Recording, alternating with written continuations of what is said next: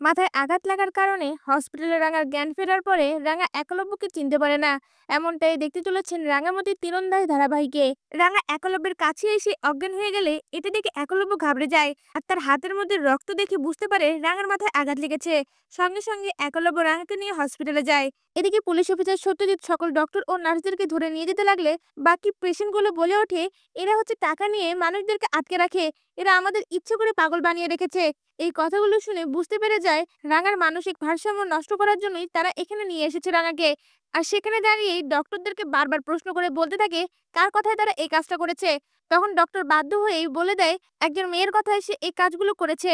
রাঙাকে পাগল বানানোর জন্য তারা অনেকগুলো টাকা দিয়েছে। তখনই পুলিশ অফিসার সত্যজিৎ বারবার সেই মেয়েটার নাম জিজ্ঞাসা করতে থাকে। তখন ডক্টর বলে ওঠে আহিরি। আহিরি ম্যাডাম আমাদের এই কাজগুলো করতে বলেছে। কথাটা শুনে পুলিশ অফিসার সত্যজিৎ চমকে ওঠে আর বুঝতে পেরে যায় আহিরি ভালো হয়নি, ভালো মানুষের নাটক করে রাঙাকে শেষ করে দেওয়ার চিন্তা করছে। তখন পুলিশ অফিসার সত্যজিৎ রেগে তাকিয়ে থাকে আর বলতে থাকে, আহিরি তোমার দিন শেষ, তুমি রাঙার যত ক্ষতি করার করে ফেলেছো, এবার তোমার পালা। অন্যদিকে দেখা যায় রাঙার ট্রিটমেন্ট শেষে তার জ্ঞানটা ফিরলে একলব্য তার কাছে যায় আর রাঙার হাত ধরে বলে ওঠে, রাঙা তোমার উড়ন বাবু আর তোমাকে ছেড়ে কোথাও যাবে না। কথাটা শুনে সাথে সাথে রাঙা তার দিকে তাকিয়ে বলে ওঠে, তুই কে, তুই আমার জন্য এভাবে কাঁদছিস কেন?